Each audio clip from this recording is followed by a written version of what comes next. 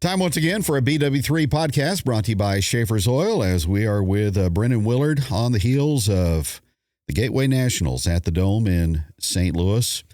It was a weekend dominated by Bobby Pierce as he wins that event. Now he's a three-time champion for that. So that is that's impressive. And that just kind of adds to his aura, doesn't it? I forgot he won. It was $10,000 to win Thursday night, so he won $80,000 this weekend. So yeah, Bobby's his 32nd win of the year. I mean, just put that into perspective. Most people don't race 32 times. Most people don't win 30 times in their career. Like Bobby Pierce won 32 races this year. Just incredible job that he did, and his team. I mean, he's got a good. Bobby in the feature never missed a mark. I don't know if he ever even got in the fence, very much. It just, we all talk about you got to junk your race car and tear the right recorder off, and I think a lot of that's. So I tell everybody, wait till you get to the features each night and look.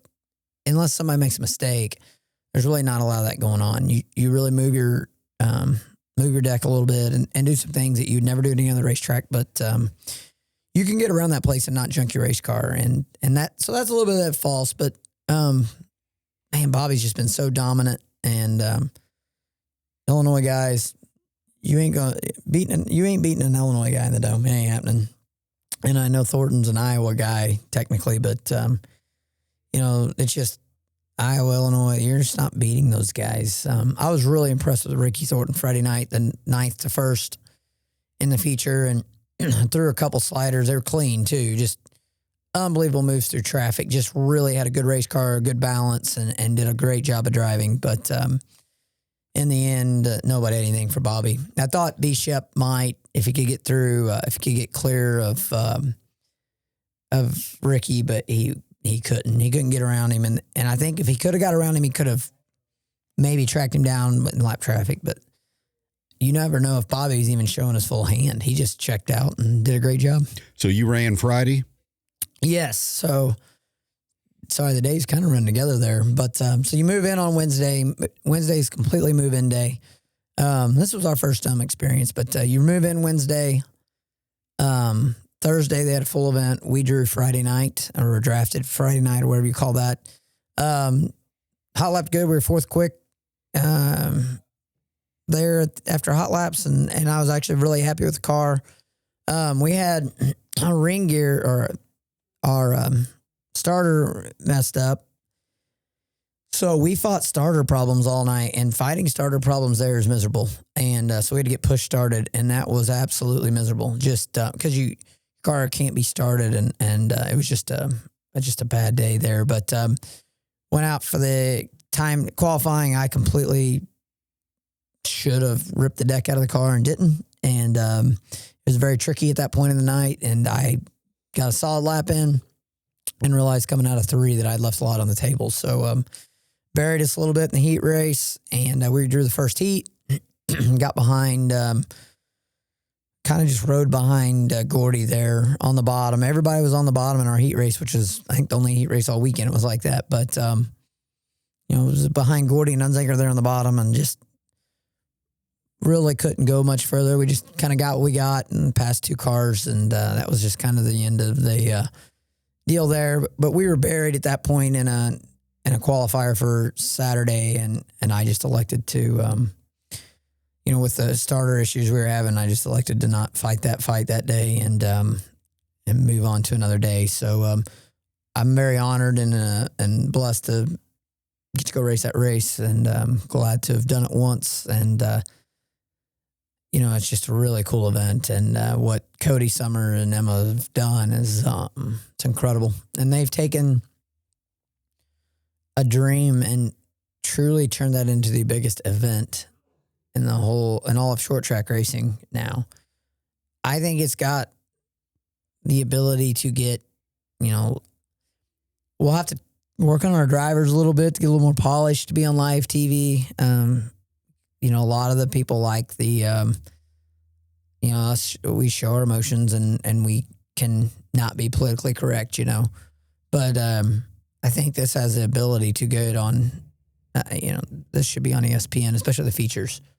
ESPN, Fox. It's that big of an event now. You think of 100,000 people there for the weekend in 3 days. It's just really incredible. Just what, total attendance, I guess you would call that, or whatever, over 100 grand. And it's just incredible what they've been able to build up on there, and just looking forward to what comes of that event in the future. Well, what other races on a main channel besides Eldora? Are there any dirt races? I mean, so yes, CBS has a package with World of Outlaws, and they re-air them, not live.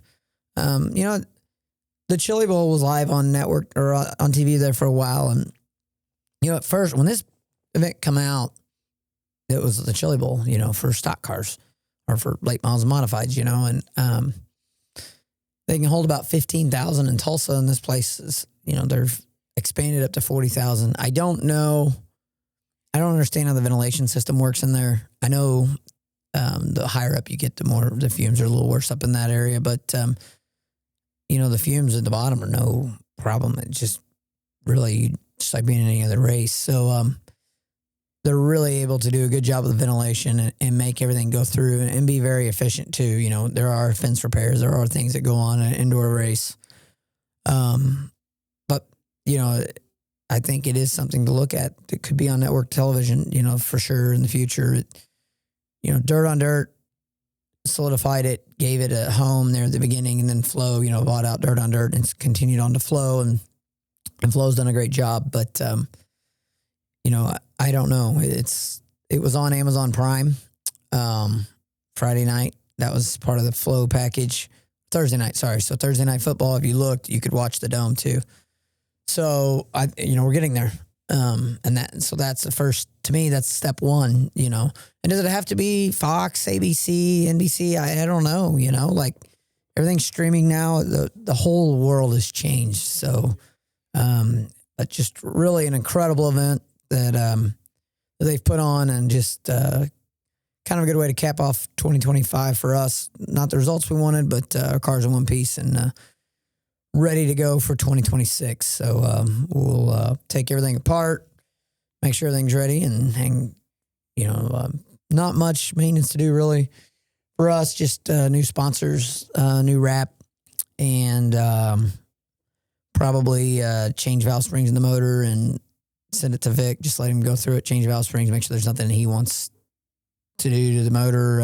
We've got another one on the another one getting done right now as well. So just have Vic check it over, and have a fresh bullet put in the other car, and have two cars ready to go when we kick off 2026. But been a long 2025. I realized we raced all 12 months in 2025, so I'm going to take a month or two off for sure. We've not had an off season, and I think you need that. No doubt. Well, you flipped the coin and made the decision to go to St. Louis instead of Pensacola, and ultimately that turned out to be the right choice, because if you go to Pensacola this weekend, still be there. All you're doing is putting the umbrellas out, seems like. Yeah, man, I hate that. I hate that for that event and for those teams, and they've done. Tim Bryant needs like a Promoter of the Year award for what he's been able to do with the rain. It's rained for 5 days straight. And then really the forecast, I think it rained overnight last night. The fog, they tried to get going. I could see after driver intros, you could see this mist going. Then when they moved the cars and you saw dry spots where the cars were, I'm like, this isn't good. They're, and the fog was in. Just, they did everything they could for the sold out grandstands. You gotta make your best effort, but, I think they ran a couple of laps, didn't they? They ran preliminary parade laps and just couldn't get it to, hoping that the cars would drive the track out. But I saw an interview with Majeski, you couldn't see, and I saw pictures out of turn 3, you could not see. So it just, the fog set in and just, kind of killed that. But so that's, racing on tap we're recording on Monday, but racing on tap today, 1:00. So be exciting to watch. And I think some teams had to pull out though, didn't they? I don't know that. I didn't look. I'm assuming something like the local teams would have, but yeah, I can't see anybody giving up a spot in the snowball derby. You just have to figure it out. But It will be it's going to be tough. PRI is this week. So PRI starts, you got to move in starting tomorrow at PRI. Usually the winner's car is there. So that's, it's going to be tough for them to, it's going to be a logistical nightmare for those teams. But where's PRI being held? Indianapolis. Okay. So that's a haul from. That's a haul from Pensacola. So, just a lot of logistics and a lot of things got to happen in a short time frame. The Tuesday team, the Outlaws, the Modifieds, a lot of the local divisions got moved to Tuesday now. So, and they couldn't move it to Saturday because PRI is on Saturday. So you just can't. It's just a no-win situation for the track and teams. So Preston Peltier, he's on the pole. Yeah, really good racer too. And second time he's been on the pole for the Snowball Derby. What's been kind of cool is they've only had an hour of practice. So nobody really knows. Now, if you don't follow pavement racing, the teams were down there Thanksgiving weekend. A lot of teams were, if they weren't at Freedom Factory. And then on Monday, the place was rented on Monday and Tuesday. So most teams had practiced Monday and Tuesday that week. The weather was actually decent on Wednesday at move-in day. And then they all got a 1 hour practice on Friday, timed in late Saturday night. And so it'll be a very interesting 300 laps. And I think it's kind of a wide open field. And, it's hard to believe Kyle Busch had to run the last chance race. It's just how strong a field. Yeah, I won the lap, but how strong a field that is incredible. Noah Gragson missing the show. He's a cup driver in a really good car. Just, it's so tough to compete at that level and win and just make that race. If you make that race, it's kind of a career defining moment just to make it. So big deal down there and pretty awesome event to see for sure. I think the big news coming out of there is the fact that Keelan Harvick, he won the Snowflake 125. So congrats to that young hot shoe. Incredible at 13 years old. Like just his first attempt, dominated. He really did. And dominated the second half of the year. Michael House and Willie Allen, everybody at Willie Allen Racing done a good job of getting him a good race car. And obviously the kids got pretty good feedback. But Michael's done Michael's raced here. We're pretty good buddies. And Michael's done an incredible job of figuring everything out and getting everything going to really get Keelan, a good car underneath him and just to win that race, your first attempt. And a lot of guys run both races. So it wasn't like, he had any slouches in there. He had a really tough field of cars and 3:30 in the morning getting a checker flag. NASCAR trial continuing this week on the heels of Michael Jordan being on the stand last week to wrap things up. What's your thoughts on that? Just after 1 week. I think NASCAR is getting backed into the corner, don't you? I do. Of course, 23-11 presented their side this week, right? So, there are a couple things that I have taken out that could help the NASCAR on the jury side. Teams spend whatever they can spend. We're all competitive, and no matter how much money they're given, that money's just going to go right back into the program. What I think Michael Jordan, and I don't know how you could politically say this on the stand, or it just would be nice to have where a driver is chosen without bringing money to the table. And that's not even a factor. There are teams that it is not, but there's a lot of teams that what sponsors they're bringing to the table determines who is in that car. And I feel like that's the best case scenario coming out of this is, with the teams getting more money from NASCAR and it's not as sponsor dependent, is it able to bring a very talented driver up, Bubba Pollard, Stephen Nassie, those guys have paid their dues and won enough races. Derek Thorne, those guys have won pavement races that should be there. And honestly, look at Bobby Pierce. Bobby Pierce, there was, and I read this, I don't know if the dirt world realizes this, but to me, this is what is very alarming and troubling to me. There was 2 dirt racers, and I think Bobby Pierce is one of them. And I hope I'm not throwing him under the bus. We're buddies, and I don't want him. I didn't ask him if he was, and I'm not going to. There was 2 drivers that were invited to the Gong Show that are dirt late model standouts. And I think it was RTJ and Bobby, but I don't know. That's guessing, that's speculating, but I do know there was 2 dirt late model drivers that were invited. Both of them were racing at Sonoya for the Flow Night in America Championship. They both would have had to miss that. They both skipped it. 20 years ago, you would have never seen anybody miss a chance to go NASCAR racing. Fully funded. Dodge is coming into the truck series, and you're not bringing sponsors. It's how you do. They're having you go through a gong show type process they did years ago, and people skipped it. 2 drivers in the dirt late model world skipped it. Did not want an opportunity, or let a possible opportunity of the truck series go because they have a pretty good gig where they're at in the dirt side. Great for dirt racing. It shows how far dirt racing's came. It's awesome. I'm really happy for dirt.